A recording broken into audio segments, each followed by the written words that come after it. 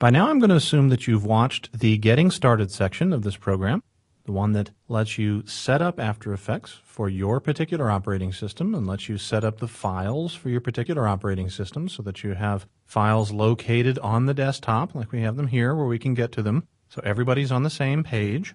And so you know how to locate the program so that you can launch it. Now, assuming that you've done all those things and that you're ready to roll, we're now going to launch After Effects. But I'm also going to assume that you follow the directions of making a backup of your preferences file if there's anything in there that you want to keep, because we're also going to trash the preferences at launch. And the way that we do that automatically has changed a little bit since After Effects 5.5. On the Macintosh, you hold down the Shift, Command, Option buttons and double-click on this icon. On Windows, it's a little bit trickier. It still involves the Windows version of those keys. You hold down Shift, Control, and Alt.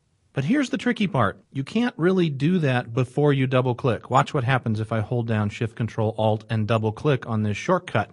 What happens is it opens up this Properties window. This is bad. This is not what we want to happen. And the reason that it's doing this is we're invoking the Alt key, and the Alt key makes this come up no matter what else is mashed down. Instead, you need to use those keys, but use them the instant after you double-click on the icon. Yes, that's intuitive Windows for you, but that's the way it works. The other alternative is that you can use the Start menu, and when you select After Effects from the Start menu, you can hold down Shift, Control, Alt, and it will do the same thing. But I'm going to double-click here, then add Shift, Control, Alt very quickly. If you're on Windows, do the same thing. When you do, the program's going to launch, and it's going to ask, are you sure you want to delete your preferences file? We are sure. We all want to start on the same page. We want everything to look alike on your machine and mine, so we're going to click OK. Then After Effects 6 starts up. Now, until you turn this window off, every time you launch After Effects, you'll be presented with the tip of the day.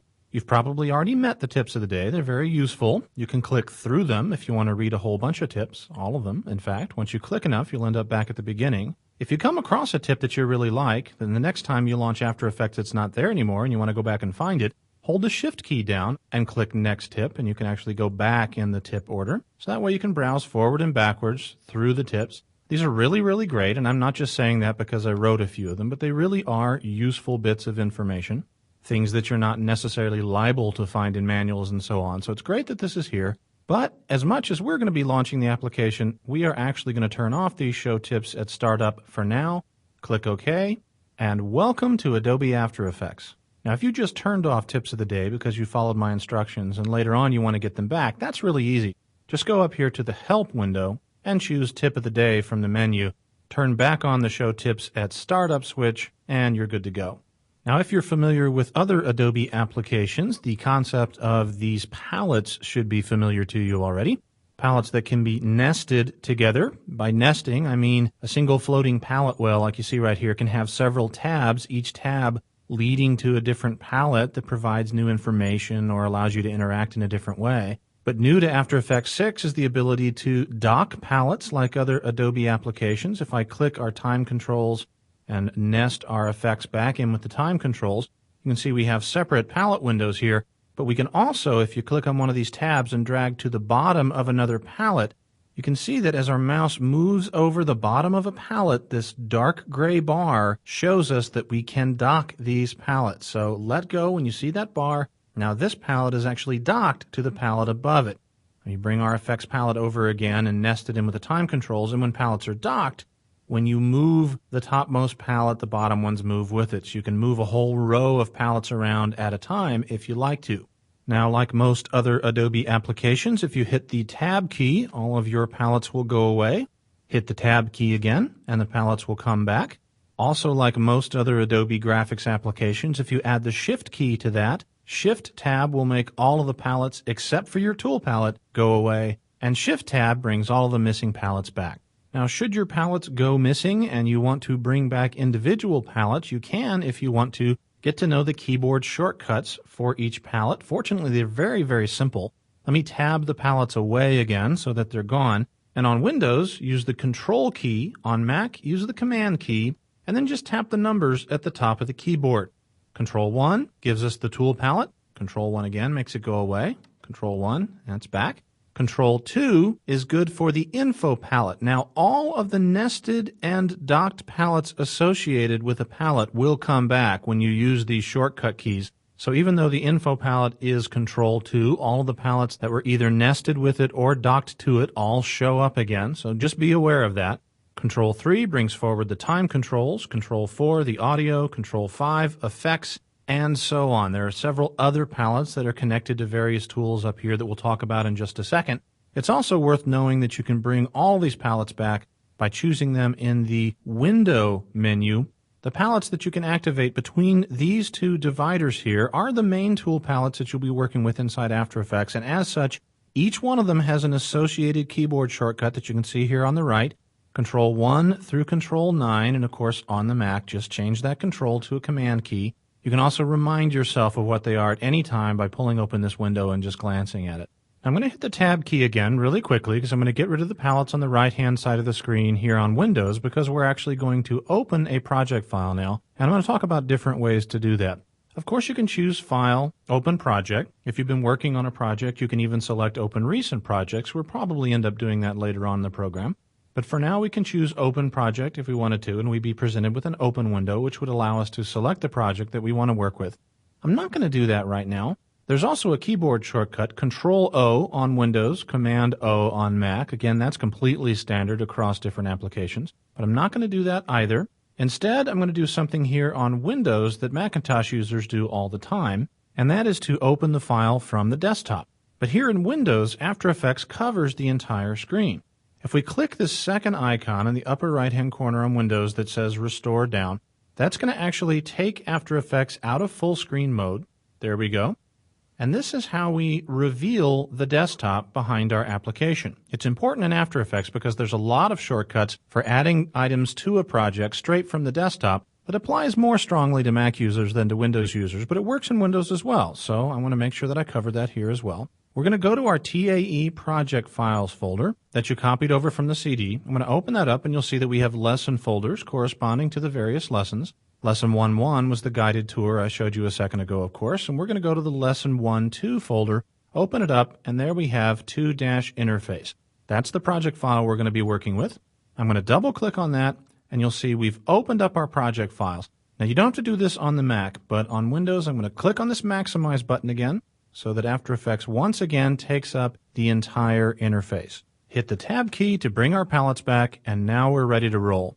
Now, in case you're wondering why I had you tab the palettes away before we did all that, it's so that the palettes don't get away from the underlying desktop when we try to work. Watch what happens if I click this Maximize button again without tabbing the palettes away. The palettes actually float out here outside of the gray boundaries that define After Effects, and they block our desktop so we can't see stuff.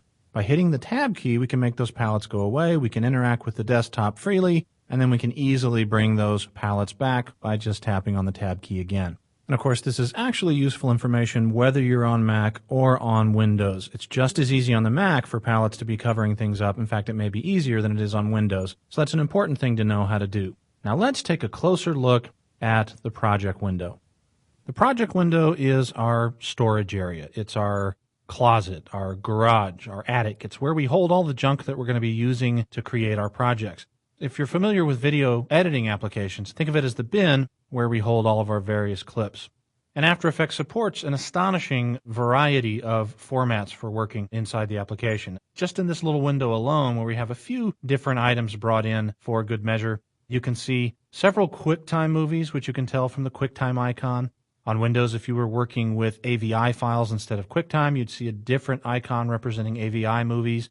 This little stack of pages tells us we're working with an image sequence, in this case a TIFF sequence. The icon up here that doesn't look like anything is actually an icon representing the image itself that's contained in this Photoshop file that we've imported just as a single source image. If we scroll down here a little ways, you'll see a couple of other Photoshop files that show us some text effects. And above that, an Illustrator file. Once again, we get a little preview of that. Below that, some other icons. This strange-looking film strip with a few objects inside. That's a comp icon. We'll talk more about comps in just a second. But a comp is really the basic building block inside After Effects. It's the container for the work that you're going to do. Above that, you'll see a folder. This is equivalent to a directory in Windows or a folder on the Macintosh. You can just twirl the folder open to reveal the items inside. This collection here, you'll see t3vlogo.ai, same name down here, t3vlogo.ai, and then some various elements that say 3/t3vlogo.ai. These are all the pieces of a layered Illustrator file that's been imported automatically as a comp. We'll talk about what that means a little bit later, but that's what these visual references are telling you. And below that, another QuickTime movie. So as you can see, all sorts of different items can make up an After Effects project. It's very common to have a lot more items than the few that we see here. For that very reason, it's important that we be able to organize our clips within the project window, and After Effects makes that very, very easy. Now, you can only have one project window per project. That doesn't mean you'll never see more than one project window on screen at the same time, because it's kind of a little-known fact that you can launch multiple instances of After Effects at the same time. You need to share things between projects. Just duplicate your copy of After Effects on your disk and launch it. And as long as you're working in Windows or on Mac OS X, you'll be able to run multiple copies of After Effects, and you can copy between projects. But we're not going to bother with any of that in this training. For now, just think each project has its own associated project window. Within that window, however, we can organize things any way that we like. The tool that After Effects gives us for doing that is the folder, and a quick way to create a folder is by clicking on the Create a New Folder icon here at the bottom of the project window. Just click, and we've created a folder called Untitled 1, ready to be named. Well, I'm just going to escape out of that and delete the folder by dragging it to the little trash can icon down here. And I'm going to start what's going to become a trend during the course of this series. People like to work in different ways, so I think it's important to show you the different ways After Effects does things. And this kind of thing is a perfect example of that. There are several different ways to create new folders, and those different ways may suit some of your sensibilities different than others. For example, another way to make a folder is under the File menu, choose New, New Folder. Alternatively, you can make a folder by pushing down all of the keys on the keypad plus the letter N, Shift, Alt, Control, N, or Shift, Option, Command, N on the Mac. Why you would ever bother with this keyboard shortcut is beyond me, because there's a much, much easier way to deal with folders. This is the way I prefer, which is to select the items that I want to go into the folder. For example, if we wanted to create a folder for just a few of the movies that we're going to be working with, all you have to do is select the items that you want to put in the folder, drag them to the folder icon, and presto, a new folder is created. We'll call that folder Movies. And if we twirl the folder open, you'll see it contains the items that we dragged inside of it. And once we've created a folder, we can freely drag things in and out of it. I can marquee around a few items and drag them into the folder. You scroll around, see if I have any other movies lying around. There's one. I'll drag that up. Oop, I can't see the folder, but when I get close to the top of the window, it auto-scrolls for me so that I can now see the folder and drop something into it. If I decide maybe I didn't want something to go into a folder and I want to pull it back out again, just click it and drag it to the left of the folder icon, anywhere in this bar, just to the left, and let go, and it'll be dragged back out of the folder again.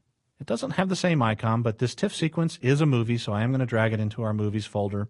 And now when I collapse that away, you'll see our list is now much easier to manage, so you can see how folders can help us keep things neat and tidy.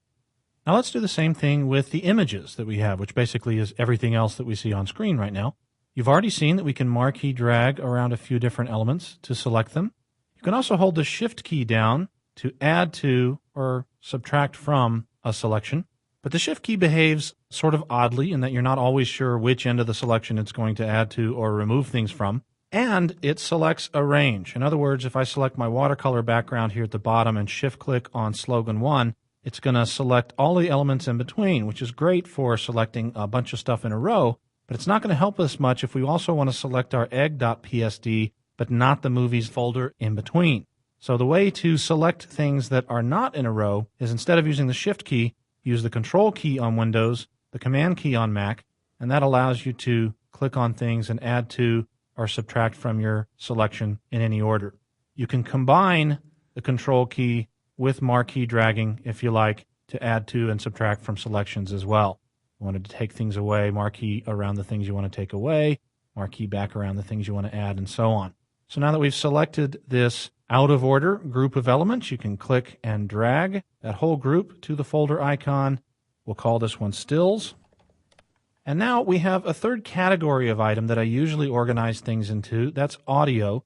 My audio has come into this Windows machine as a QuickTime movie. That's because QuickTime movies are set to handle AIF files on Windows. That's fine. It's going to play just fine. But I'd rather have that segregated into an audio folder instead of a movies folder. So I'm going to click and drag that to its own folder. And you'll see it creates a folder.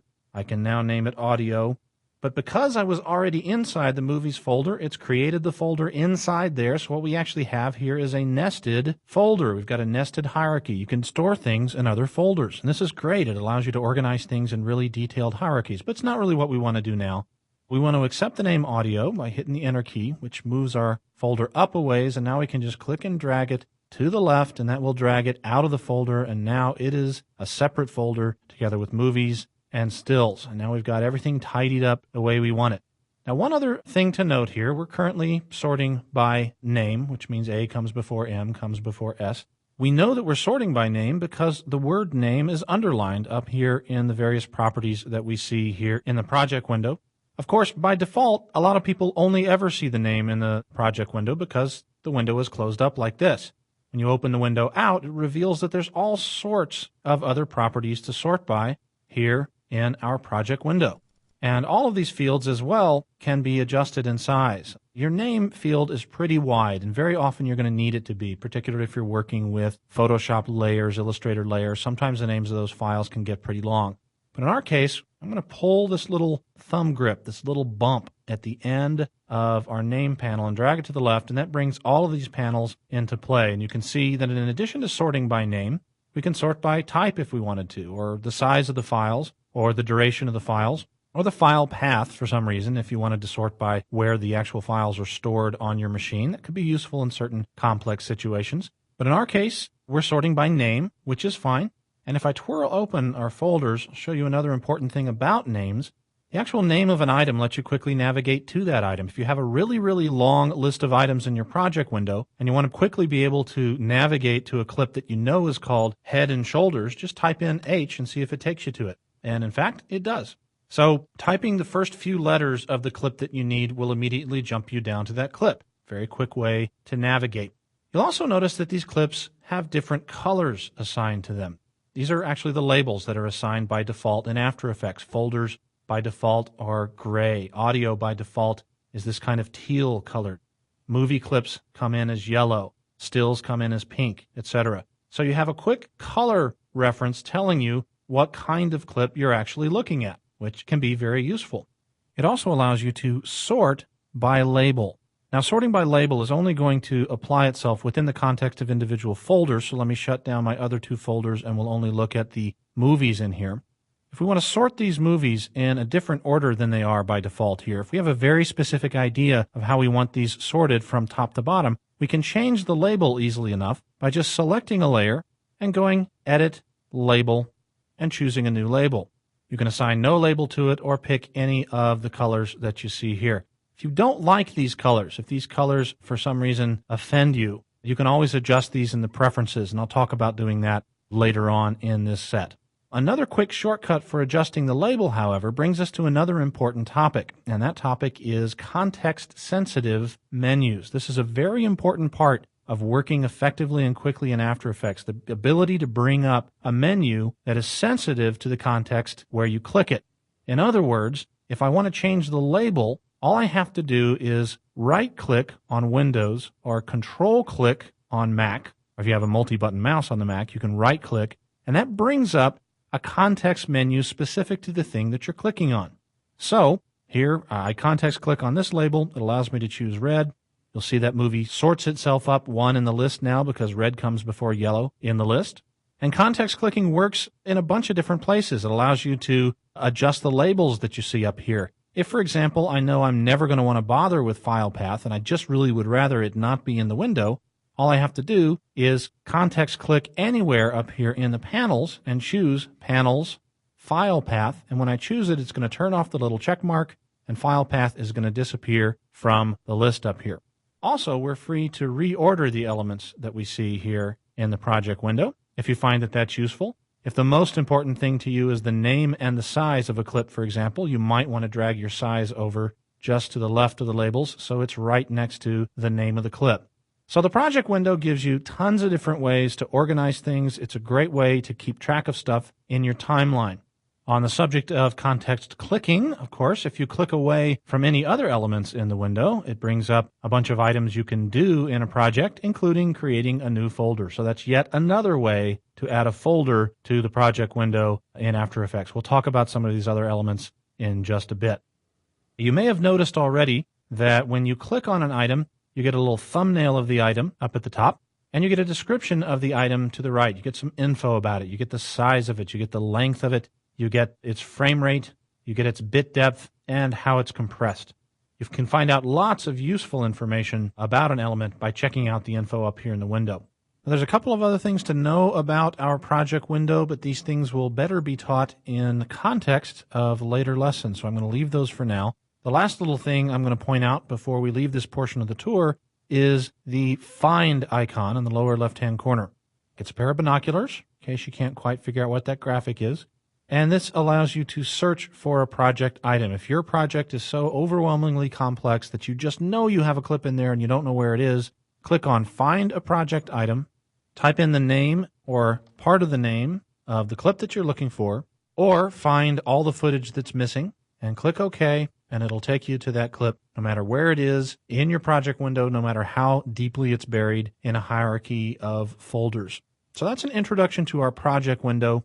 This place is going to become second nature to you because it's central to every project that we're going to do for the next several hours of this program. So know it, love it, embrace it. Project window is your friend.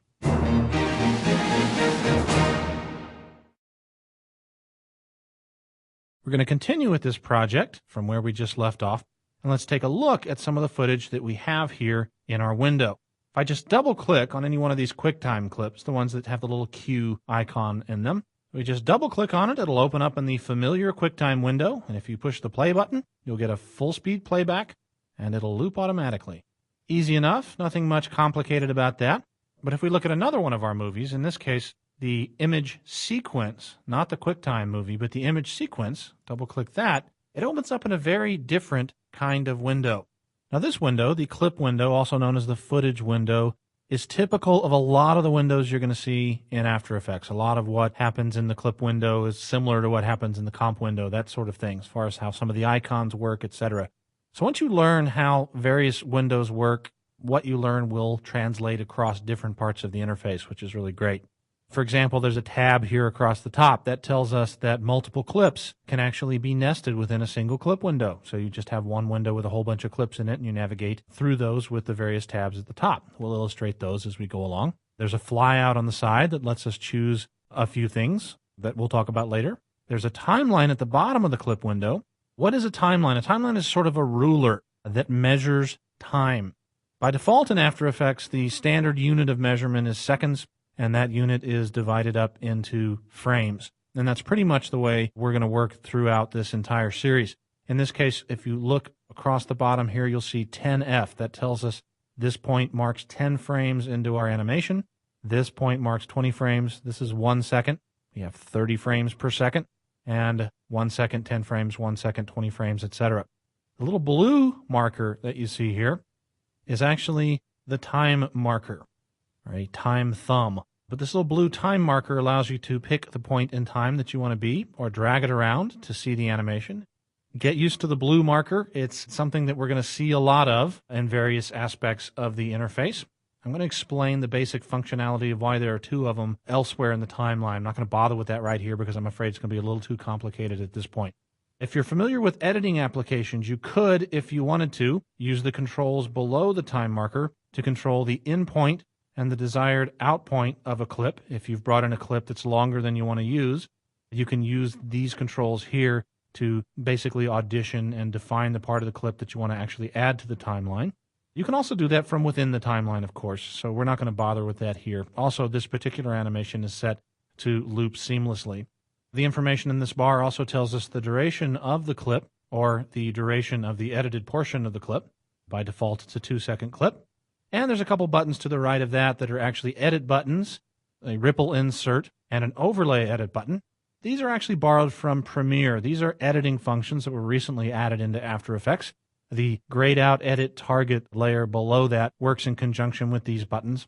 We'll discuss these buttons at some point down the road, but you're not going to find me using these very much. I don't really know many people who use these edit functions very much. But then again, editing's kind of a different thing from compositing, and After Effects is not a real-time system, so it's not really a place to do edits, as you will find as we go along. You can do some basic editing in After Effects on short pieces, but that's not really what it's designed for. To the left, we have a resolution pop-up. This basically allows you to dial in a zoom level. You can jump right to any of a number of zoom levels in this list. At 50%, it tells us we're looking at this at half size, of course. There are keyboard shortcuts for navigating around these views, but again, I'll talk about those in just a bit because these same zoom controls exist in the comp window, and that's where you're going to do most of your zooming and panning around.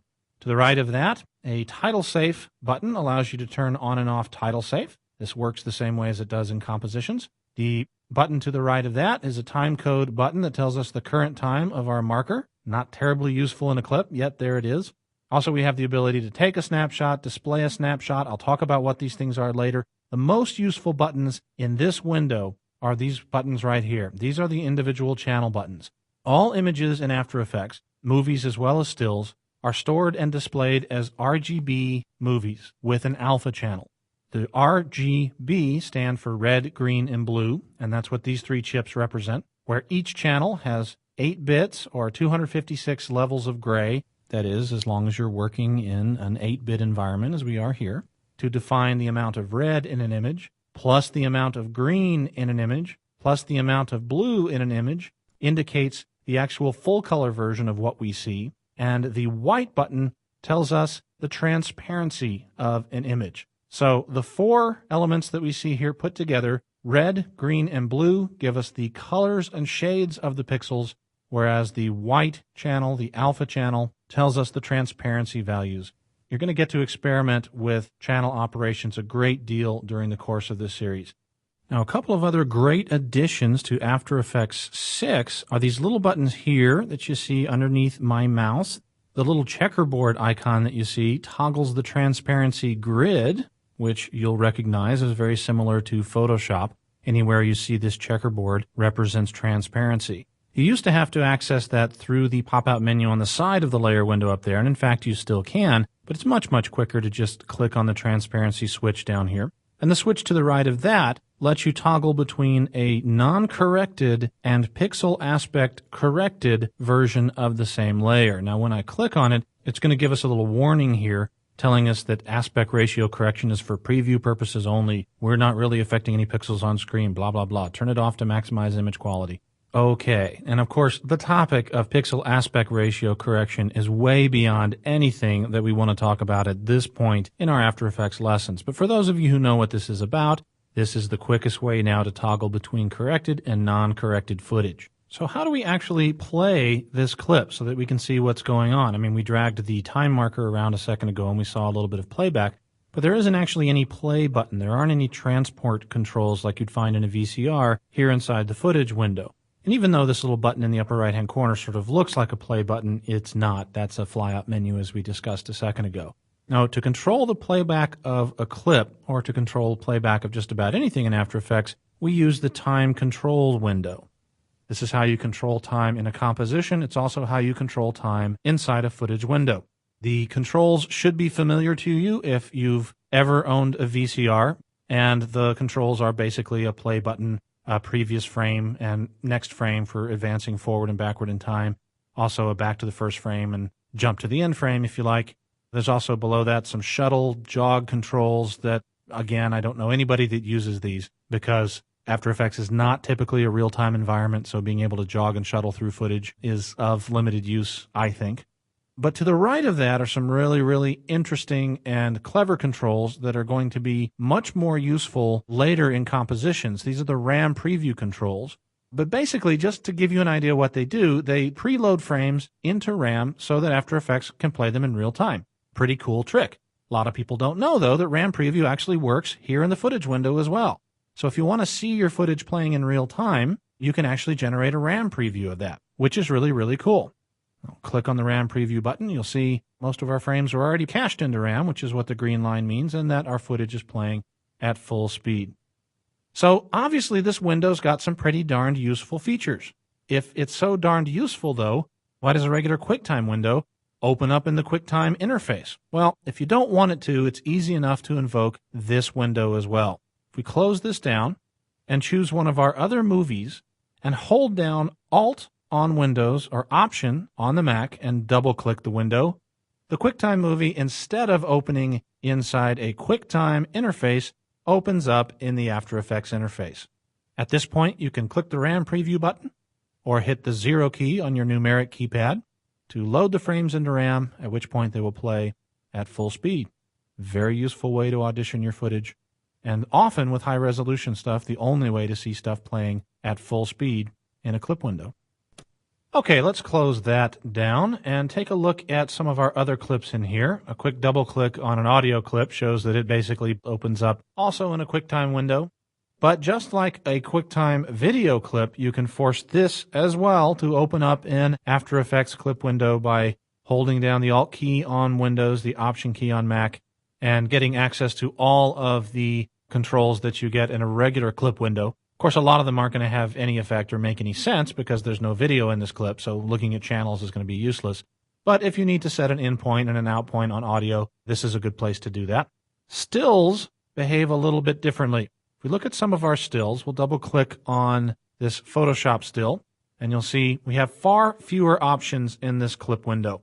Once again, we've got a tab, we've got the same settings as before, but none of the time options are available to us because stills, in general, have no associated time. They're essentially infinitely long. You can trim an in and out point, but a still is always potentially the same length as the comp that you drag it in. So putting time markers in here would be useless since the time of a still is always relative to the comp that you add it to. But you still have access to other controls like telling whether or not a particular image is in title safe or whether you want to take a snapshot of it, that sort of thing. Again, we'll get into these controls a little bit later. Now, any of the stills that we have in here are going to give us the same kind of an image, no matter what we click on, except for this one. I explained to you that this is, in fact, an Illustrator file that we brought in, but if I double-click on it, a lot's going to happen. Hey, looky there. A big old window showed up across the bottom of the screen, and what looks like a clip window opened up here with an image in it. We only see one image here, and that's a 3. Nothing else in this scene, right? Well, if we check our alpha channel, remember how useful this is? You can see that, look, we do have some more stuff in this screen. It just so happens that this scene has a black background and black elements. We just talked a second ago in the clip window about how we can invoke checkerboard backgrounds by clicking on the little checkerboard background button. That works here in a comp window as well. And a quick click reveals our lovely T3V logo, 3 layers, T3 and V, on a transparent background. That's our T3V logo. This is what's known as a comp. Comp is short for composition. There's even a whole menu dedicated to it up here. A composition is the main workspace inside After Effects. This is where everything happens. This is where files come together, where elements come together, where you build your scenes and where you control your scenes in time. This window here is what your scene looks like. The window down here controls how your scene behaves. This is where we're going to spend most of our time for the rest of this series.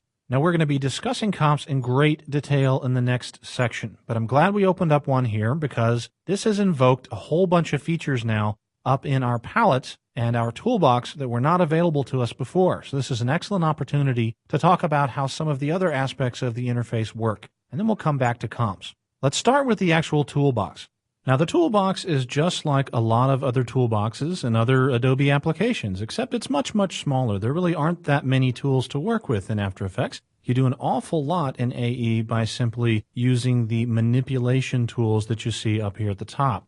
The selection tool, which allows you to move and scale things, and the rotation tool, which allows you, obviously, to rotate layers. In addition to that, there are some masking tools jumping around a bit. Now, if we select a layer, you'll see that this masking tool on the right becomes available to us. The pen tool is also a masking tool. You'll also notice that this cluster of tools here, the 2 masking tools and the text tool in between, have little triangles on them that indicate that they have little flyout menus. If we click on the pen tool, for example, you'll see a flyout menu showing the various pen tools that are available to us.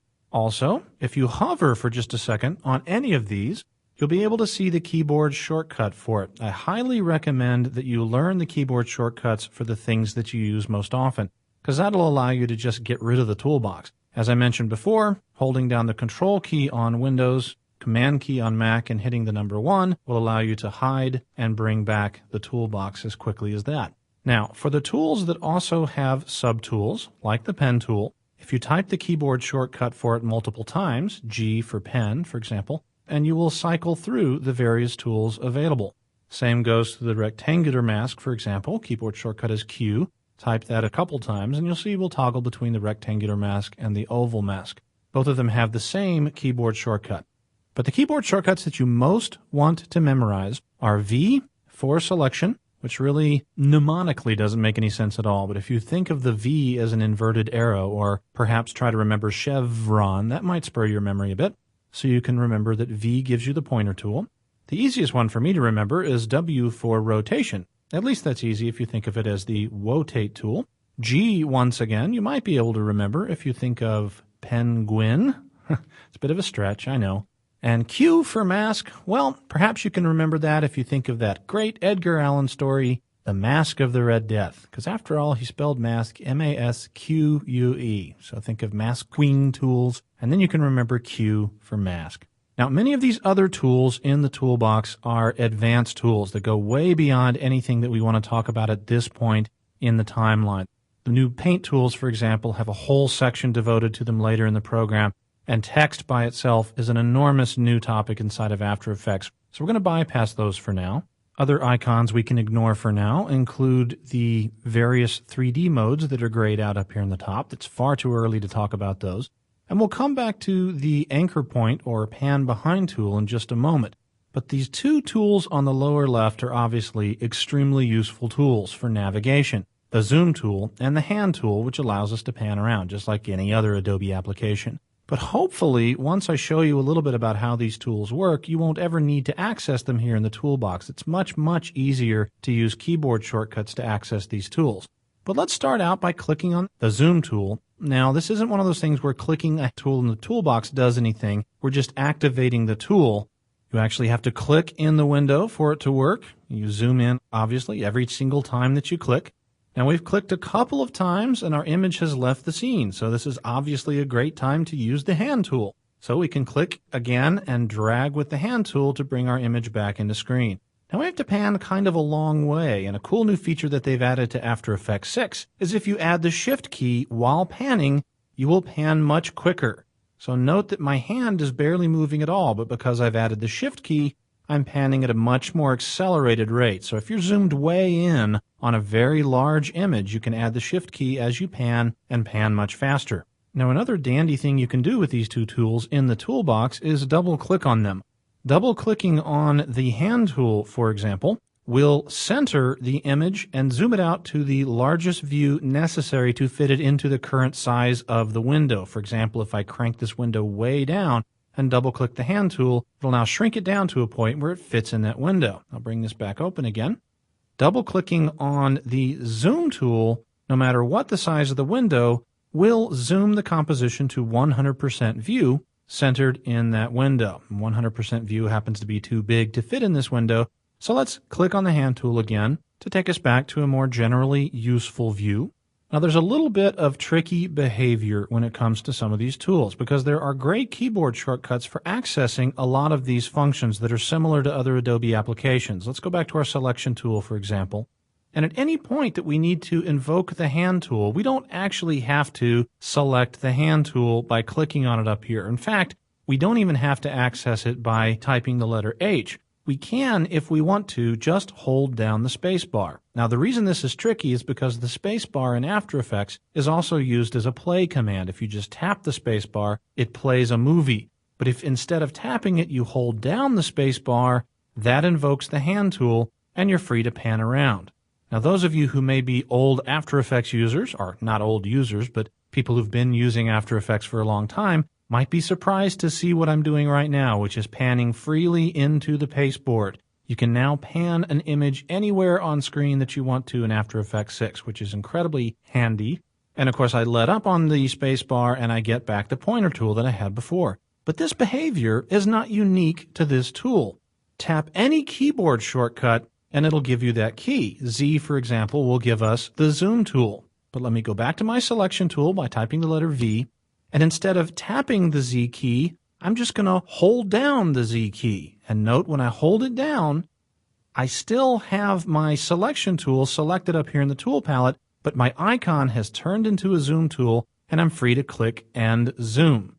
Add the Alt key to this, and you'll see the plus sign inside the zoom tool turns to a minus sign, so I can zoom back out again. But as long as I hold that Z key down, it's a temporary invocation of that tool. When I let up the Z key, I go back to my selection tool, and I can continue working. That works with any of the tools in the comp window. Just hold down the shortcut for it to temporarily invoke it, W for rotate, for example.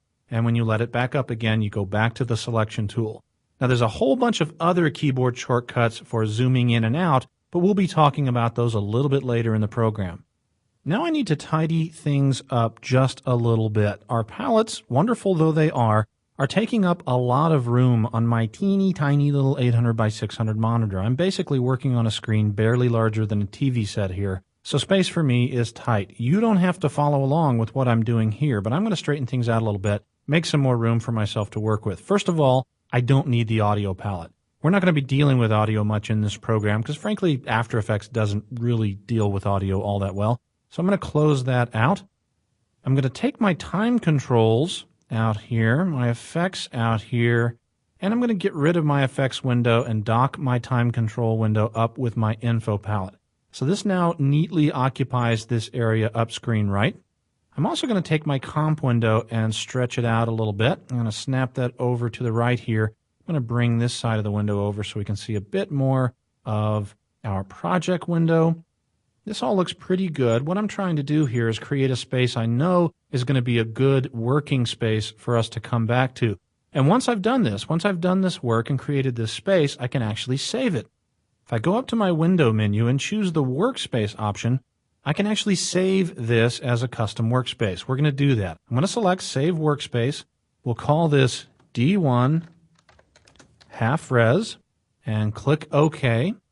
And now no matter what we do, no matter how much we screw things around on screen and move stuff places that it doesn't belong, at any time we get things messed up, I know I can always go back and choose Workspace D1 half res, and it'll return everything back to this position where we're free to continue working. So that's a quick look at our palettes and a quick introduction to our clip window. And now let's roll up our sleeves and see what this comp window is all about.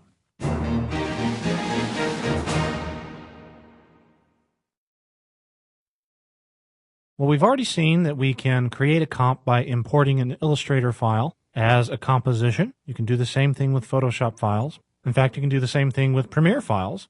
But as often as not, you want to create a comp from scratch. So let's close this comp down. We'll just click on the little close button, and both windows go away.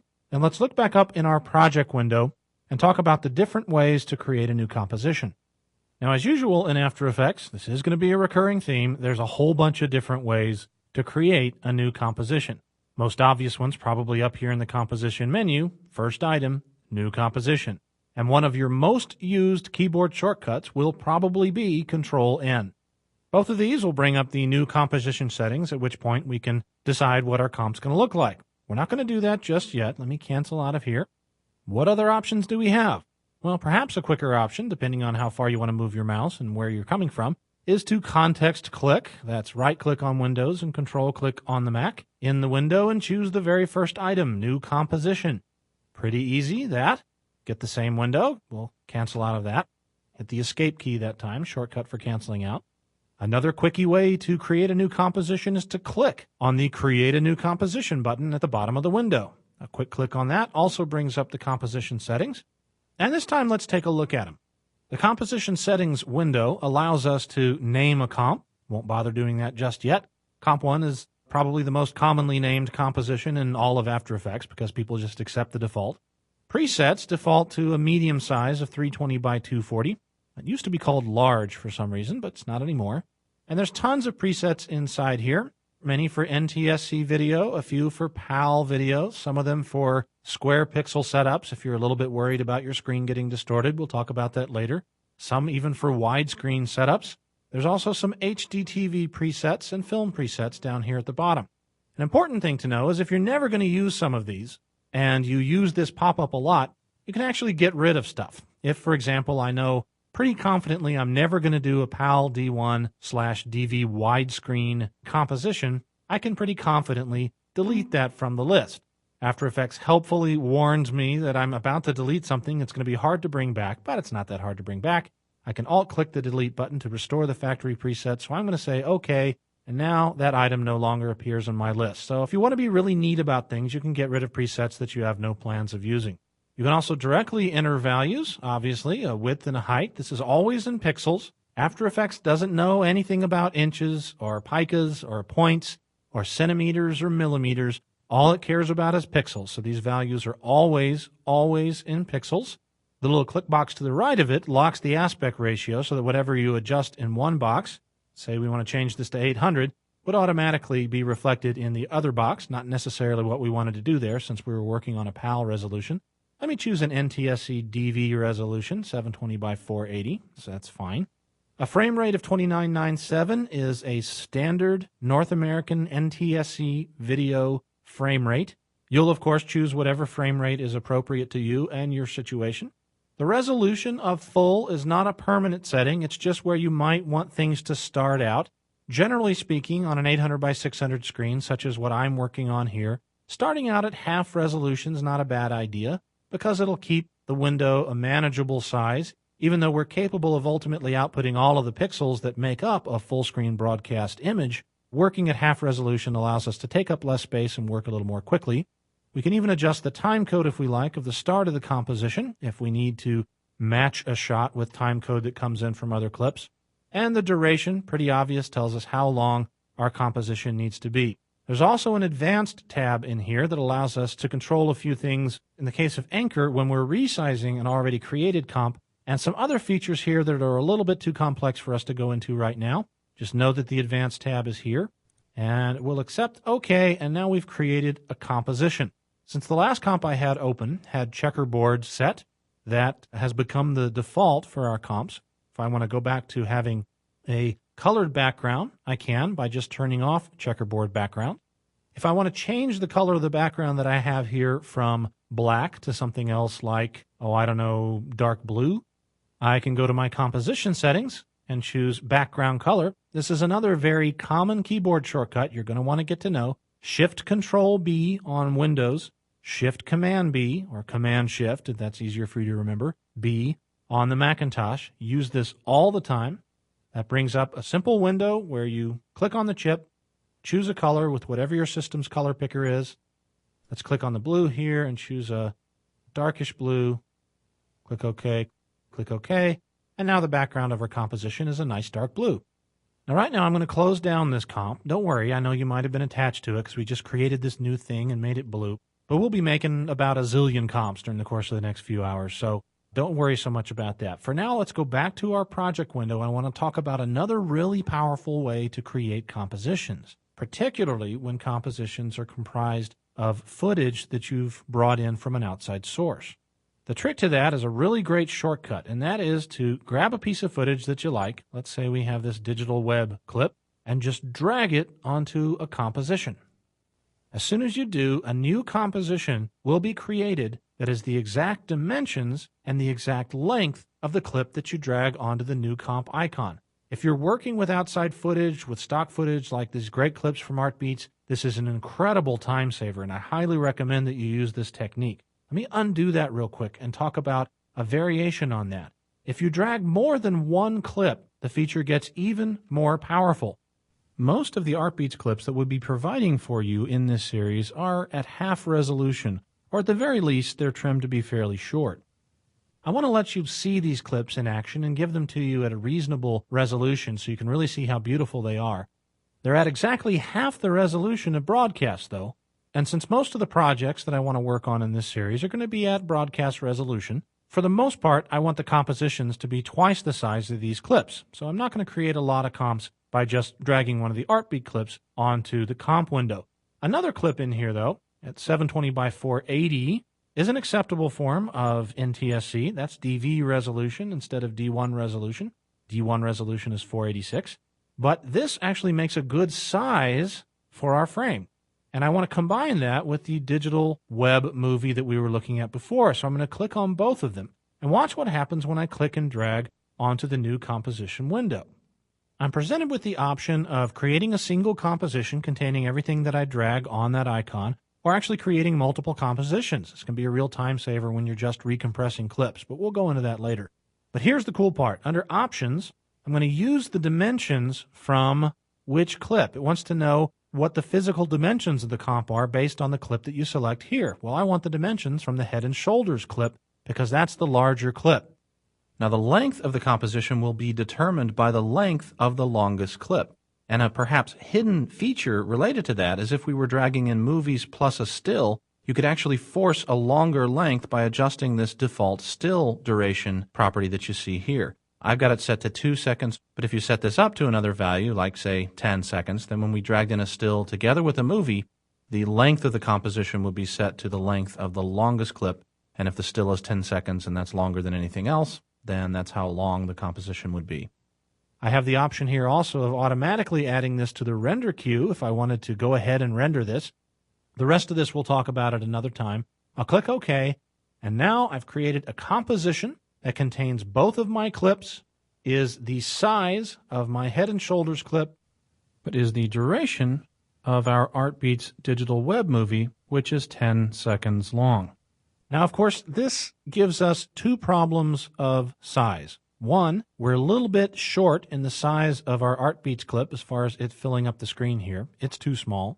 And we're a little bit short down here in our Head and Shoulders clip, which loops at 2 seconds, as opposed to the 10-second loop of our ArtBeats clip. So it'd be really nice if we could loop our Head and Shoulders clip to fill up this entire stretch of time. Now, one of the ways you might consider doing that, if you're an editor, is to just select the clip and duplicate it 5 times and start offsetting copies. And that, of course, is not the way to go about this. We're going to jump a little bit ahead of ourselves to solve this problem, but this is such a common thing, you're going to want to start doing it right off the bat. If you want to loop a clip that you've brought in from an outside source, a movie, this doesn't work with compositions, only clips, you just select a clip in the project window and then go up to the File menu and find Interpret Footage and choose Main.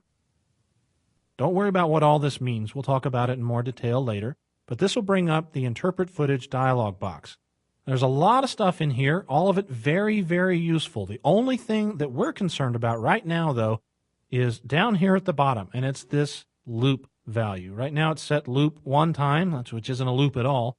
We want it to loop 5 times. It's a 2-second clip that we want to go out to 10 seconds. So we'll choose 5. We'll find the OK button down here and click OK. And now you'll notice that things have ever so slightly changed down here in the timeline.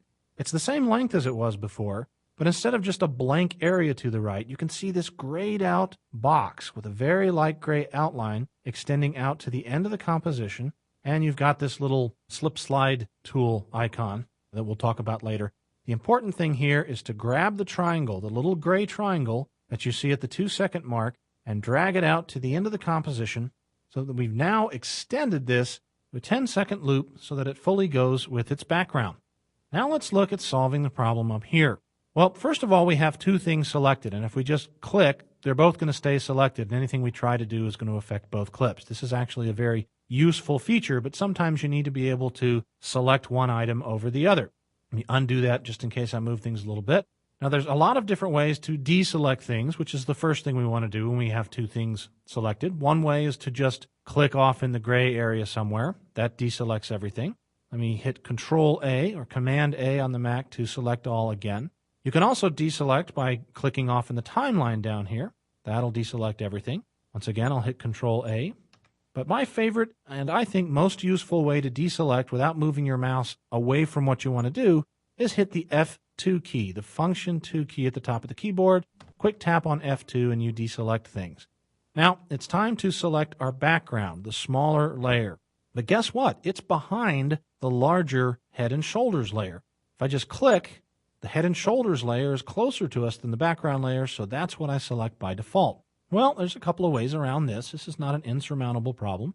Let me hit F2 and deselect all again. One way is that you can right-click on Windows or Control-click on the Mac to bring up a context-sensitive menu for the composition. And part of that menu way down at the bottom is Select. And when you choose Select, you'll be presented with the option to pick any layer that's underneath your mouse. In this case, if I choose AB Digital Web, I've now selected my web clip. Be careful, though. You have to be over the layer you want to select, or this won't work. If I were to click up here somewhere outside of our ArtBeats layer and right-click and choose Select, it's only going to offer me the single element that's underneath my mouse, which is the Head and Shoulders clip. We don't want to select the Head and Shoulders clip. Let me hit F2 again to deselect again. You can, of course, just go down into the timeline and pick a layer that you want to work with as well. Or if you look closely at the index of the layer, that's this little number under the number sign here. By typing that number on the numeric keypad, that's the keypad way over on the right-hand side of your keyboard. Typing the associated number will select that layer. So if I type the number 1, if I just tap it, I select that layer. If I tap the number 2, I select that layer. If this isn't working for you, A, you're probably on a Windows machine, and B, it probably means the numlock key has not been enabled on your keyboard. So if you aren't able to select a layer by tapping its number, just make sure that the numlock key is turned on. Then you'll probably want to go back and make sure that you haven't accidentally nudged your layers, because the arrow keys on the numeric keypad will actually move your layer around screen, as we'll show you in just a second. So we've got our layer comfortably selected. Even though it's behind our other layer, now that it's selected, we're free to just click on it and drag it around, manipulate it if we like. As we're clicking and dragging, I can add the Shift key to constrain the direction that it's being dragged, either in the horizontal or the vertical. I can add the Control key on Windows, Command key on Mac to the Shift key in order to snap to the corners. This can be very, very useful, or snap back to the center again. But in this case, the most useful keyboard shortcut I can use is Control-Alt-F on Windows, Command-Option-F on Mac, and that fills the composition with the current selection. One of the most useful keyboard shortcuts you can know. So now we've filled our composition with our selection. Let's take a quick look at how that looks. Well, it looks pretty interesting. We'll play it out in all of its full speed glory a little bit later. For now, let me deselect and click. That basically deselects the background layer and selects the foreground layer. And we used a keyboard shortcut to snap something to full screen, but I didn't mention that you could just click on any one of these corner or edge controls to scale the layer manually. Click and drag to scale something down. Click and drag at sort of an irregular angle and you actually distort the layer, but if you add the Shift key, it will click and drag it proportionally to its original size. That's good. Drag any of the side handles and you will scale it in only that dimension. We don't want to do that, so we're going to undo. That's Control-Z on Windows, Command-Z on the Mac. Hold down the Alt key and click anywhere inside of this selection, and that'll also allow you to scale the layer. Now, because you've got the Alt key held down, it also thinks you want to do a wireframe preview, so let up on the Alt key to get a real preview of the screen once you've invoked scaling. Why would you want to do this? Because sometimes you're working with a layer so large that you can't actually see its handles on screen, and your two choices would be to zoom way out to see them, or just hold down the Alt key, Option on the Mac, click and drag within a selection, and that allows you to scale without actually using the handles. Now I'm going to hit undo a couple of times to get back to where we were before. Hold down the Control key on Windows, or the Command key on Mac, and tap the plus or minus keys on the numeric keypad all the way over on the far right-hand side of the keyboard. The plus key will scale 1% for every time that you tap that key. The minus key will scale down 1% for every time you tap the key. Add the Shift key to that, and it'll scale 10% at a time. So down 10% with each minus, up 10% with each plus. Now make sure to remember if you want to scale to add that Control key, because if you just hit the plus and minus keys over there without adding that modifier, you will actually rotate the layer 1 degree at a time. Rotate it 1 degree back by hitting the minus key. So plus and minus keys to rotate, Control plus and minus to scale up and scale down if you want to do that by the keyboard and not by the mouse. So let's adjust the size of this with the Shift key just a little bit more, release the Shift key and drag our head down to about here so that this energy is kind of passing through the cross section of the head. And it's at this point, by the way, in the training that just to whet your appetite, I want to tell you something about this foreground image. This is not a piece of clip art. This is actually a project that I'm going to show you how to create later on in this series, in the 3D section. This three-dimensional model cross-section of a human being is actually generated using two-dimensional planes in After Effects, and I'm going to teach you how to do that later on. It's an amazing technique. I love this graphic. It's really, really beautiful, and it's made entirely in After Effects, not some other hoity-toity 3D application. No, that's AE. Okay, let's add a couple other elements to our scene. It's probably pretty obvious that you can just grab an element here in our window. If we grab our slogan2.eps and just drag it in and let it go, we've released and added this element to our composition. Pretty simple. Let me delete that. Another way to do that is to locate the composition that we're working with, which is actually the head and shoulders composition that we see right here. It's not quite as practical in this current setup that we have here, but it's often the quickest way to do this. Click and drag on top of the composition here in the project window. Now, our composition is at the top of the screen, so as soon as I move over it, yep, the screen's going to scroll down, but there it is. I've dragged it onto the composition and let go, and boom, our element gets added to our composition, centered exactly in the middle point of the composition. So that's a great way to add elements to a comp. It's a short trip over here in the project window, and it results in elements being added directly to the center of the composition. Let me delete that. Now, a couple of other ways to add footage to a comp. You can just select it and then use a magical keyboard shortcut. That's Control/, that's the little key with the question mark above it, just to the left of the Shift key on the right-hand side of the keyboard. Control/ on Windows, Command/ on Mac, and you add whatever you've got selected in the project window to the last active composition, which happens to be the only one that we have active. And so just like dragging it in the project window on top of the icon, we've added it exactly to the center of the composition. Let's delete that once again. Now, we already talked about how you can click and drag directly into the comp, and that has some advantages in that you can drag exactly where you want the element to go. But one disadvantage that all of these methods that we've used so far has had is evident down in the timeline. If you look in the lower right-hand corner and watch what happens when I let go of this layer, you'll see the new layer gets added to the timeline, but it doesn't get added at the beginning of the timeline. It gets added wherever the current marker is. And because we looked at a little bit of our animation earlier, we actually advanced our timeline to a little past 4 seconds. And that means all of the elements that we add by just dragging them into the comp window are going to be added at 4 seconds. This is a piece of cake to fix. When the layer gets dragged in by accident and it's still selected, all you have to do is hit the Alt key on Windows or the Option key on the Mac, followed by the Home key. It's in that cluster of keys directly above the arrow keys, the Home key, and that'll snap your selected layer so that it starts at the first frame of the comp. It's a quick way to fix that. But there's another way to add items to a composition that kind of avoids this problem, no matter where the time marker is. And I realize we haven't talked much about time yet, but don't worry, that's coming up very, very shortly. Let me delete this layer one more time. We'll go back up and select it again, and you can actually drag directly to the timeline. Now, if we just drag it anywhere here in the timeline, you'll see that this dark line allows us to choose the layer order. If we drag over here on the left, this would drag the item in above the other layers. This would drag it in between the two layers that we currently have, and this would drag it behind the other layers that we have. Let's drag it in between the two to show you what I mean. And let it go. And there, once again, it's been added to the center of the composition, but now it's located behind our guy and in front of our background. All of that's fine, but we didn't solve our problem. If you look down on the lower right, you'll see that the layer was still added halfway through this composition. I'm going to delete that once again, and we're going to drag one other way. And that is, instead of to this portion of the timeline, we're going to drag over into the time portion of the timeline.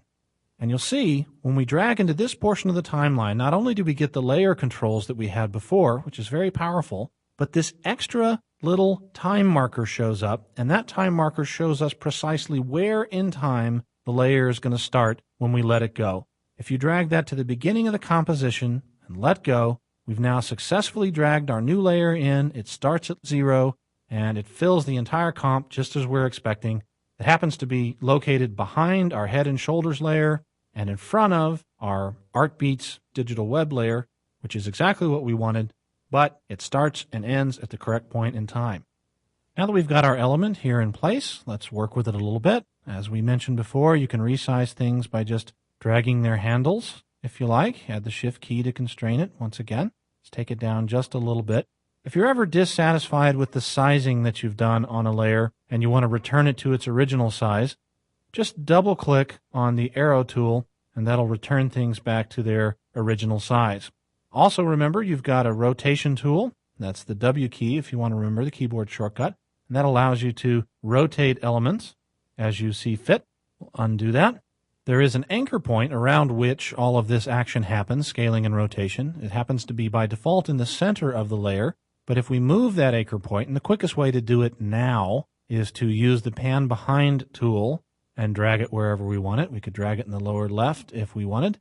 And then when we use our regular selection tool, we would now be scaling around that anchor point or rotating around that anchor point. Very nice. You undo that a couple times. Now, that's a great tip, but you don't necessarily always want to do that, particularly if you've animated this layer. We'll talk about that in more detail in just a little bit. For now, I'm just going to drag this layer up and shrink it down and up left a little bit and let it occupy this dark area above our rotating fellow. And now we're going to add one more element to our scene over here on the right side. We need the little T3V logo, and we'll be almost finished. Let me grab that from our project window. And I know if I just drag it in over here, which is what I want to do, it's automatically going to be added at 4 seconds, which I don't want to do. So let me select my comp window and hit the Home key to jump back to frame 0. Then I'll select our logo, or you could drag this over if you wanted to. Same thing if you don't want to use a keyboard shortcut. I'm going to click and drag the T3V logo composition over here and let it go. It's a little bit big, so I see one of the little handles that we need down here in the corner. I'm going to shrink it down.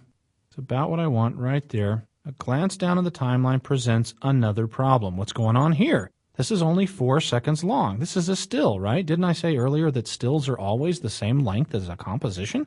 Well, I also said this is a special kind of still. It's an Illustrator file that's been imported as a composition. And compositions, by default, don't always come in the length of other compositions. They all have their own internal length. So what we've got here is a composition that if I open it up, which I will by double-clicking, you'll see that the T3V comp opened up in the same comp window as our previous comp window. I can toggle between them now by clicking on the tab bars, or a keyboard shortcut to jump between comps is hold down the Shift key and hit the period or comma keys on the keyboard. That'll toggle you from comp to comp or from tab to tab. And you see they toggle downstairs as well here in the timeline. Tabs down here correspond to the tabs up here. And what I have is a composition that's only 4 seconds long. I need it to be 10 seconds long. So let me bring up my composition settings. And there's a whole bunch of different ways to do this. One is I can go up to my composition window and choose Composition Settings, or I can memorize this incredibly useful keyboard shortcut. I know I'm throwing a lot of these at you, but this one really is one you're going to want to learn, and that's Control-K, Command-K on the Mac. Select that, and that brings up our composition settings, where we're going to go down and change the duration of this comp from 4 seconds to 10 seconds. Click OK, and it doesn't look like things have changed very much. Bear with me here. I'm going to explain this stuff in more detail in the very next section, but if I pull out this little half circle at the top, I'll reveal our full 10-second timeline and show that the elements we need are all cut off at 4 seconds, because that's what they used to be. All I have to do is drag these elements back out to fill the full 10-second comp. So now I've got imagery lasting through this full 10 seconds. And when I jump back into my other composition by hitting Shift, period, you'll see that same gray line that we had before that indicates we can pull out this triangle and extend this layer to a full 10 seconds. And now our T3V logo exists in this composition for the full length of the comp. Now I want to see what we've done here. I want to see what we've created. It's pretty simple. There's not much motion apart from the elements that we have here. But I'm going to go over to my time controls window, and I'm going to click on this little arrow that you see here to the right. This is going to put these frames into RAM and generate a real-time preview that the computer can play back and show us exactly what this is going to look like. I'll click it. You'll see it quickly loads the frames in, loads some a little quicker than others. There's also a progress bar going across the bottom of the screen, but we'll talk about that in the next section. And as soon as it's thought about all of the frames once, it can play them back for us at full speed. One great thing about a lot of these Art Beats clips is that they seamlessly loop. So does our spinning man. So what we've got here is some graphics on a gorgeous background that seamlessly loop forever. Now, before we leave this introduction to our comp window, I did mention earlier that you really don't need to use the tools in the toolbox up here to pan around or zoom. And I showed you that the space bar at any time will get you the hand tool. But I haven't really talked about zooming, and that's one of the things you'll probably do the most often as you carefully position things in your screen. So let's talk about zooming around in this window. First of all, if you're familiar with Adobe Photoshop, Adobe Illustrator, other Adobe applications, you might be familiar with their keyboard shortcut for zooming into the window, which works here. That's the Control key on Windows, the Command key on Mac, followed by the plus and minus keys at the top of the keyboard, up there by the backspace key or the delete key on the Mac. Hold down the Control key and hit plus, and you'll zoom the window. Hold the Control key and hit minus, and you'll zoom the window back out again.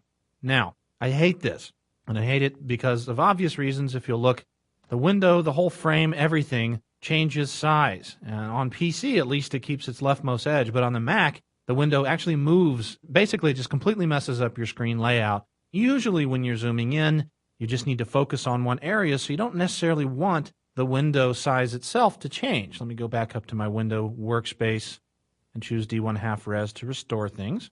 Instead, I just want to be able to zoom in and out of the window the same way as I can with the resolution pop-up by just choosing a value and having the window size stay the same while my zoom value changes. And the way to do that is with two of the most useful keys on your keyboard, and those keys are the period and the comma key. The period key zooms in, tap, tap, tap. The comma key zooms out, tap, tap, tap. You don't have to add any modifier keys, no control, no alt, no option, no command, nothing. Just period to go in, comma to come back out again. Now, if you get zoomed way, way, way in, and then you don't want to hit a whole bunch of commas to come back out again, you can just double-click on the zoom tool, and that will bring you back out to 100%. In our case, we're only working at 50%, so we need one more tap of the comma key to get back to our working view. So those are some of the basics of working in the comp window. There's a lot more to it, but I don't want to throw too much at you right now. We'll be adding techniques as we go along and as we reinforce them in various lessons. For now, let's move on to the timeline and figure out exactly how to control these elements.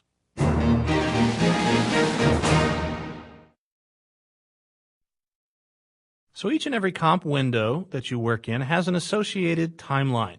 Associated really pretty tightly, because if you close a comp window, the timeline window that's associated closes with it. Let's open that back up again by double-clicking it in the project window. Now, sometimes that's not exactly what you want to happen. You do want to be able to close a comp window and keep a timeline open. Fairly complex reasons, but they do come along every now and then. And the way to do that is to hold down the Option key on the Mac, the Alt key on Windows, and close either the comp window or the timeline window. Doesn't matter which one. When you do that, you'll actually leave the associated window open. Note that there are two tabs in the window up here now, but only one tab down here. If you do this by accident, if you somehow find yourself in a situation where you've only got one window open and no associated timeline, it's real easy to fix. There's a little icon in the lower right-hand corner of the comp window. Looks like a tiny version of the timeline. There's actually a related button over here on the right-hand side of the timeline window that's designed to bring back an associated comp window. Just click on the little timeline button, and the timeline for this comp will return. There we go. Now, the timeline window is where we navigate in time and where we control things in time. Let's start out by just kind of looking at the various sections of the window and seeing what's up. Now, the timeline window is sort of a melding of Photoshop's layer window and an editing window from a video editing application. The left-hand side over here kind of contains the Photoshop-y type stuff. Basically, if you think in terms of Photoshop layers, which stack from bottom to top, and that bottom to top stack order equaling back to front in the view window that you have up here, you kind of get the idea. Of course, this all falls apart in 3D, but I'll deal with that in a few hours from now. Let's just think about 2D for right now. In the 2D world, the bottommost layer that you see in the timeline equals the backmost layer in the comp window. Okay, so things go from back to front this way. Also, like Photoshop, you have a few icons that allow you to turn on and off the visibility of layers. That's what these little eyeballs are. If you turn an eyeball off, its associated layer disappears in the comp. Turn the eyeball back on again, and it reappears. You can also lock layers by clicking on the switches underneath the lock column here. For instance, the most common thing I lock is a background layer. If I know I might accidentally grab it and drag it when I'm trying to drag another element, I'll probably get that layer in position and then lock it so I don't accidentally drag it by mistake. So the locks can be very handy. Also, to the left of that, there's just a sort of a circle, a little icon that looks like a ball. This is the solo switch. Clicking on one of the solo switches turns off all of the layers except the layer that you're clicking on. So if I wanted to solo our T3V logo, just click the solo button, and now all I get is the logo on screen. Or I would if I didn't have a black background. We've seen this before. It's really easy to fix. All we have to do is click on the little checkerboard icon at the bottom of the comp window here. That turns on our transparent mode. Now we can clearly see our logo against transparency. Anyway, back down to the timeline window. We'll turn our solo button back off again to bring everything back into view. Now the next column over is the actual source labels that you see here. The actual labels themselves, as far as labels in After Effects are concerned, are under this column right here. We've also talked about the index for the layer. That's basically the layer number, which is always numbered from the top down. We also talked about how you can use the numeric keypad to select those layers. 1 selects 1, 2 selects 2, and so on. Also, just like I showed you up in the project window, you can grab the edges of these areas and drag them. That will allow us to expand things out. So if you have longer names of layers, like our head and shoulders, parentheses, blah, blah, blah, you might want to expand that way out so that you can see all of it. And a cool thing is if you find the name of a layer is unwieldy, if like in this case it's way too long, you can actually rename a layer. Now in Photoshop, you would basically just click on it now with Photoshop 7 and rename it. In After Effects, you have to select it and hit the Return key or the Enter key, and that will take you into rename mode. This works down here in the timeline. It doesn't work up in the comp window on source footage, although you can rename comps. But down here in the timeline window, just hit the Return key and edit your name. In this case, I'll just get rid of all the number stuff at the end. I don't need to know that. Hit Enter again, and now I've renamed my layer in the timeline Head and Shoulders.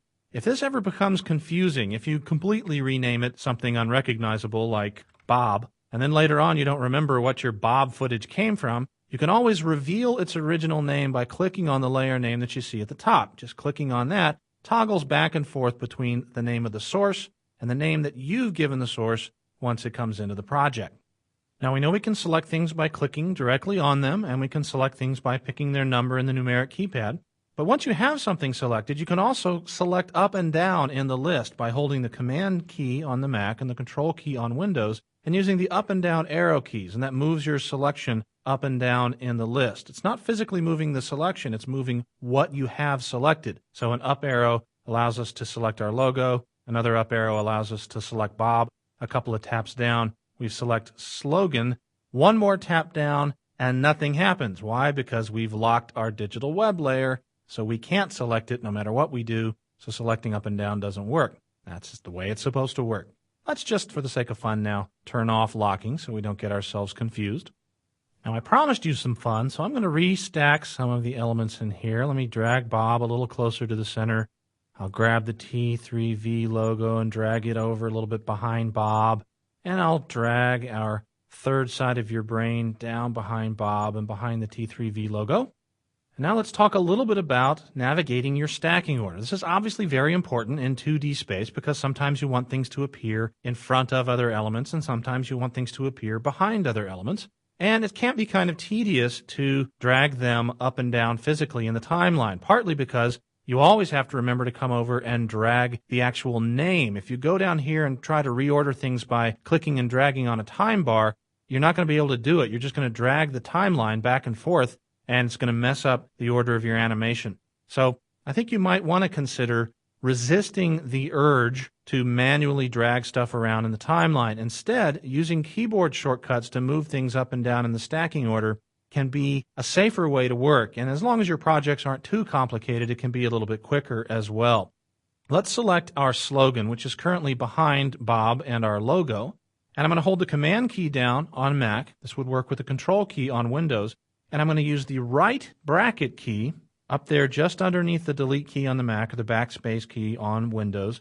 The right bracket key will move elements up in the stacking order, and the left bracket key will move things back in the stacking order. If you look at your comp window, you'll see the elements moving in front of and behind each other. And also there's a nice visual feedback from the timeline window. If you look at your list in the lower left, you can also see the element moving itself up and down in the stacking order. So that's a quick way to move elements back and forth in the stack. Another important part of this is you might want to grab an element and just bring it all the way to the front. Add the Shift key to the shortcut that you're already using. That would be Shift Command right bracket on the Mac, Shift Control right bracket on Windows, to jump an element all the way to the top of the stack. Let me move my mouse out of the way here and hit the bracket key, and it comes all the way to the top of the stack. Shift Control on Windows, Shift Command on Mac, left bracket jumps it all the way to the bottom of the stack, which in the case of our current comp view makes the element disappear behind the Artbeats clip altogether. So let's bring that back. The next couple of columns that we see here, the switches column and the parent column, are ways of controlling how layers appear. Let me shrink down my name section again to where it was before. And it brings everything in where we can see it nice and neat. This center panel here contains a bunch of switches that modify, for the most part, the appearance and in some cases the behavior of layers. We'll go into detail about what the various switches mean, but at the bottom of this column, there's also a switches/modes button. Doesn't look like a button, looks like a label, but it is a button, and when you click on it, this panel changes its function from displaying switches to displaying the various transfer modes, just like transfer modes, or you might call them blend modes in Photoshop and now Illustrator. These allow you to mix the pixels of layers in different interesting artistic ways. We'll discuss these in much, much greater detail later. We might touch on one or two of them in the next little bit, but we're certainly going to get into these in the design section of the training. Let me toggle back over to our switches. The column to the right of that is the parenting column. This allows you to set up hierarchical relationships within layers, a topic a little too complicated for right now. We're going to discuss this in much greater detail a little bit later. And so, to tell you the truth, I don't really need to see this here in our timeline. In fact, in general, most of the time that I work, I'm usually using mostly switches and modes. And rather than have to toggle between the switches and the modes, I prefer to have those visible here in the timeline for me to work with. How can I make that happen? Well, it's really, really easy, and by far the easiest way is to invoke your context-sensitive menu. That's right-click on Windows, control-click on Mac, anywhere up here in the label bars for these sections, and you have two choices. One is you can simply hide whatever it is that you click on, which makes it go away. The other choice is you can go to the panels and turn on check marks for the panels that you want to see, and turn off check marks for panels that you don't want to see. There's a lot of little panels that you can reveal in here, including in and out points, duration, time stretch. I'll show you those in just a second. A comment field that can be useful, if you have screen real estate for it, that is. You can actually enter comments, descriptions about complicated programs that you've put together. You might want to write down, for example, that the TV3 logo is an Illustrator file, blah, blah, blah, blah, and maybe that'll be helpful to you later on when you're trying to remember how you put the project together. We don't have the luxury of that much real estate, so let me get rid of that. And instead, I'm going to turn on modes. Modes will appear now where our parenting panel was before, and so now I have access to both my modes and my switches at the same time. And of course, the button to switch between the two has disappeared down here. A couple of other little switches that you see at the bottom allow you to collapse some of these things away fairly quickly. I don't use these very often, but they are here. Click on this one and the switches will disappear. Click on it again and they'll come back. That's a quick way to hide a portion of your timeline and reveal another portion of your timeline. The switch to the right over here brings out another area we haven't seen yet. Click on this and we get access to all sorts of time controls relative to the layers. I'm really glad that this expansion and collapse bar is here because I almost never need this stuff to be visible all the time. Every once in a while, though, you need access to these values. So having this little double arrow that reveals things and then collapses them again is a very useful thing, as you'll see as we move along through the lessons. So those are the various panels that we have to work with. As you move along and you develop your own working styles in After Effects, you may find the order of these panels to be frustrating. Maybe they don't quite suit the way you want to work. Well, After Effects makes it very easy for you to customize the interface any way you like it. If you would rather have, for example, the panel of visibility switches, etc., over closer to the time portion of the timeline, you can just click it and drag it and reorder the columns any way you like. So if you find an order that you like better than the one that Adobe gives you, feel free to set that up and work that way. I'm going to keep things in their default places for now, just so we all stay on the same page and nothing gets too confusing. Now, a lot of the functionality that's built into the switches that we see here is not really relevant right now. It wouldn't make a whole lot of sense to identify what a lot of these things do because there's no context for them. We haven't talked at all about 3D, so discussing the 3D switches wouldn't make much sense. Similarly, we haven't talked about effects, so talking about effects layers would be even more confusing. Motion blur we'll get into in the very next section. Ditto continuously rasterizing. For now, I just want to point out a couple of the switch types and also explain a little bit how some of these switches work in the context of the comp window. The most obvious switch that you'll probably lunge for the most often is the quality switch. This little aliased line, this little stair-steppy line, is telling us that the quality of these layers is currently set to draft quality. And if we look at some of the elements in our comp window, you'll see that, in particular, the text and the T3V logo, both of these are Illustrator files. When they're set to draft quality, well, they don't look that good. Their edges are a little jaggy. If you look around the round edges in particular of the letters, you'll see that there's a lot of artifacts there that don't look too terribly beautiful. This is basically known as draft view, and this gives us a speedy preview. It gives us speedy feedback and allows us to move around quickly in the composition, but it's not the way you want to render your final comp, and very often it's not the way you want to work either, because if you're making really subtle adjustments, you probably want to see things in best quality. Well, the switch down here in the timeline for quality allows us to toggle a layer between draft quality and best quality. Turn on this switch with a click, and you'll see the quality of the layer gets much, much better with beautiful anti-aliased edges. And of course, the switch itself changes shape from a, left-hand angled aliased line to a right-hand angled anti-aliased line. So the difference either in the angle or the quality of the line is the tip-off that we're now in best quality. This is a toggle. It simply switches back and forth from one state to the other. Another thing about switches, there's a great relatively new way to interact with switches, and that is if you just click and drag your mouse, you can set a whole bunch of switches all at the same time. This is a fast way to affect a bunch of switches that are grouped together, or even all of the switches in a comp in a single swipe if you can in fact see all of the elements in a comp on your screen at once. Another way to affect all of the layers or a group of layers at a time